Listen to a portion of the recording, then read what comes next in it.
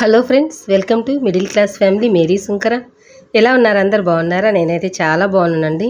మీరంతా బాగుండాలని మనస్ఫూర్తిగా కోరుకుంటున్నాను.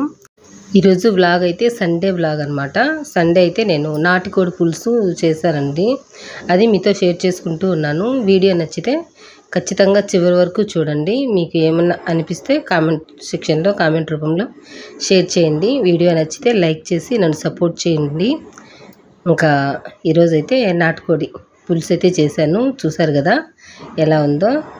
ఎంత అంటే టేస్ట్ అయితే చాలా బాగుందండి. తినే వాళ్ళకైతే ఓకే అనమాట. నాన్ వెజ్ తింటూ ఉంటారు కదా, కానీ కొంతమంది నాన్ వెజ్ ఎక్కువగా తినరనమాట. మా ఇంట్లో అయితే మేము ఎక్కువగా నాన్ వెజ్ తినమండి. మా బాబు మా ఆయనే తింటారనమాట నాన్ వెజ్ అయితే. ఇంకా ఇదిగోండి, ఇక్కడ సండే మార్నింగ్ అయితే కూరగాయలు అయితే తీసుకొని వచ్చేసారు మా ఆయన అయితే. ఇంకా మధ్యాహ్నానికి లేట్ అయిపోతుంది అనేసి ఇక్కడ నేను ఇంకా ఆనియన్స్ అయితే కట్ చేస్తూ ఉన్నాను. టిఫిన్ కండి ఇది. మార్నింగ్ ఉప్మా అయితే చేశాను. ఇంకా రెడీ అవుతున్నారనమాట మా ఆయన అయితే. రెడీ అయ్యి ఇంకా మా బాబు ఆడుకోవడానికి వెళ్తే తీసుకొని రావడానికని వెళ్ళారు. ఈలోపు నేను టిఫిన్ అయితే చేసి పెట్టేస్తాను, వచ్చి తినేయండి అని చెప్పేసి. ఇంకా పక్కనే ఉన్నాయి కూరగాయలు, అవి ఇంకా ఏం సర్దలేదనమాట. లేట్ అయిపోతుంది, మధ్యాహ్నం అన్నా సర్దుకోవచ్చులే అని చెప్పేసి దానిపైన కొంచెం టవాలు పెట్టేసి నేను కప్పెట్టేశాను. వేడికి ఆ గాలికి ఆరిపోకుండా కొత్తిమీర ఇలా ఆకుకూరలు అవి తెమ్మని చెప్పానమాట. ఇంకా టైం అయితే సరిపోదనేసి ఆ విధంగా పెట్టేశాను. ఇంకా ఆ తర్వాత టిఫిన్ కూడా చేసేసానమాట. చేసేసి ఇంకా కొత్తిమీర అవన్నీ ఉంటే కొంచెం ఒలిసి అయితే పెట్టేశానండి. కొంతవరకు సర్దేశానమాట. కూరగాయలు అయితే ఇంకా మా ఆయన వచ్చేసారు మధ్యాహ్నము. ఇది మధ్యాహ్నం అనమాట. చికెన్ నాటుకోడి అయితే తీసుకొని వచ్చేసారు మధ్యాహ్నము. ఇంకా కర్రీ అయితే చేస్తూ ఉన్నాను. ఇక్కడ చూసారు కదా, 2 ఆనియన్స్ అయితే తీసుకున్నాను. వెల్లుల్లిపాయలు వచ్చేసి ఒక 6-7 వరకు తీసుకున్నాను. అల్లం ఒక 2 ఇంచెస్ అయితే తీసుకున్నాను. ఎందుకంటే ఇక్కడ 1 కిలో కాబట్టి తీసుకున్నాను. అవి మొత్తం దాంట్లో ఇంకా చెక్క, లవంగాలు, యాలకులు వేసి మిక్సీ అయితే పట్టేసుకున్నాను. ఇక్కడ నేను 3 ఆనియన్స్ తీసుకున్నానండి. ఎందుకంటే ఇది నాటుకోడి కదా, కొంచెం నీసు స్మెల్ అనేది రాకుండా ఉండడానికి అనమాట. మనం ఆనియన్స్ ఎక్కువ వేసుకున్నామంటే స్మెల్ అనేది రాకుండా ఉంటుంది. ఇంకా నాటుకోడి అయితే మొత్తం కాల్పించుకొని తీసుకొని వచ్చేసారు. వచ్చిన తర్వాత బాగా 3 టైమ్స్ నేను ఉప్పు అయితే వేసి క్లీన్ చేసేసాను. ఆల్రెడీ వాళ్ళు కూడా బాగా కాల్చి ఇస్తారులేండి మనకు. ఇదే ఆరోగ్యానికి మంచిదన్నమాట. ఇంకా ఇక్కడైతే చూసారు కదా, పేస్ట్ అయితే పట్టేసి స్టవ్ ఆన్ చేసేసి ఇంకా కుక్కర్ అయితే పెట్టేశాను. కుక్కర్లో కొంచెం ఒక 4 టేబుల్ స్పూన్ వరకు ఆయిల్ అయితే వేసుకున్నాను. ఆ తర్వాత వచ్చేసి మనం పేస్ట్ చేసుకున్న ఆనియన్, అల్లం వెల్లుల్లి పేస్ట్ అయితే వేసేసి కొంచెం సాల్ట్, పసుపు వేసుకొని బాగా అది వాటర్ అంతా పీల్చుకొని ఆయిల్ పైకి తేలేంత వరకు ఉడికించుకున్నాను. ఆ తర్వాత వచ్చేసి చికెన్ ముక్కలు అయితే యాడ్ చేసుకున్నాను. ఇక్కడ నాటుకోడి ముక్కలు చూసారు కదా, మొత్తం తోలుతో సహా తీసుకొని వచ్చేసారు. అవి అయితే వేసుకున్నాను 1 కిలో వరకు అనమాట. దానికి ఒక 2 స్పూన్స్ కారం యాడ్ చేసేసాను. 1 స్పూన్ ధనియాల పొడి, ఒక ½ టీ స్పూన్ జీలకర్ర పొడి, 1 టీ స్పూన్ మిరియాల పొడి యాడ్ చేశాను. 1 టీ స్పూన్ గరం మసాలా వేసుకోవాలి. కానీ నేను ఇక్కడ చికెన్ మసాలా పౌడర్ అయితే వేసుకున్నాను. గరం మసాలా అయితే లేదనమాట నా దగ్గర. ఇంకా ఇవన్నీ యాడ్ చేసుకొని ఇదిగోండి మంచిగా మిక్స్ చేసేసుకోవాలన్నమాట.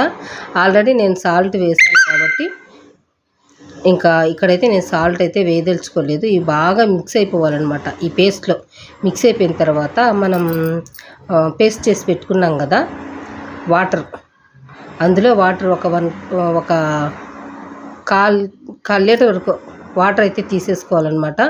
ఎందుకంటే ఇది నాటుకోడి కదా, ఉడకదండి మనకు. మామూలు కోడి అయితే వేడికి అయితే ఉడికిపోతుంది. ఇదైతే కొంచెం గట్టిగా ఉంటుందన్నమాట. కొంచెం వాటర్ ఒక 1 గ్లాస్ వరకు వేసుకోవాలి. మామూలు బాయిలర్ కోడికి అయితే వాటర్ వేసుకోకపోయినా మనకు పర్వాలేదన్నమాట. ఇదైతే మాత్రం కంపల్సరీగా వాటర్ అయితే వేసుకొని ఇది మటన్ లాగే ఉడికించుకోవాలండి. అది మటన్ గట్టిగా ఉంటుంది, ఇది కూడా గట్టిగా ఉంటుందన్నమాట. టేస్ట్ మాత్రం చాలా బాగుంటుంది. బాయిలర్ కోడి కన్నా నాటుకోడి అయితే టేస్ట్ బాగుంటుంది. కాకపోతే మనకు ఎముకలు ఉంటాయి, అదే డిఫరెంట్ అనమాట. దానికి దీనికి కండ అయితే ఉండదు, దీనికి ఎక్కువగా లైట్గా ఉంటుందన్నమాట.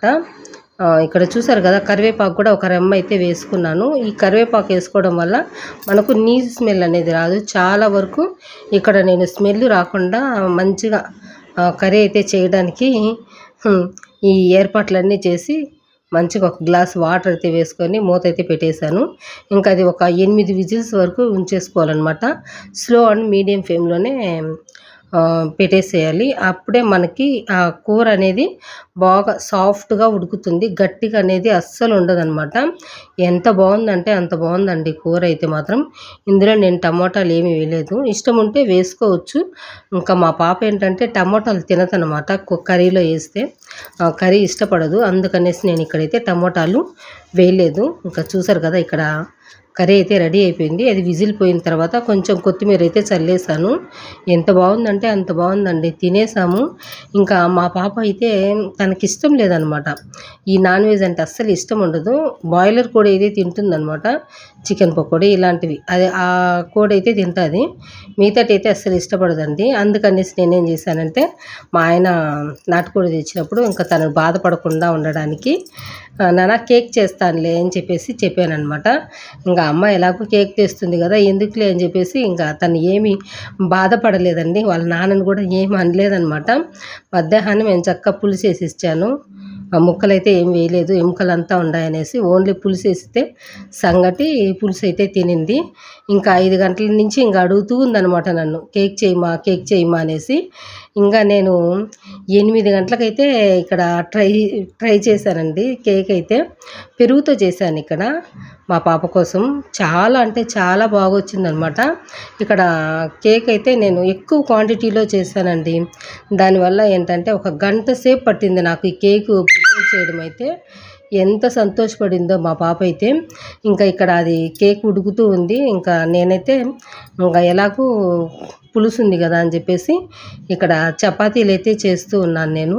మా పాప చూసారా ఎంత సంతోషంగా ఉందో. కేక్ చాలా సాఫ్ట్గా వచ్చిందండి, చాలా బాగా వచ్చిందనమాట.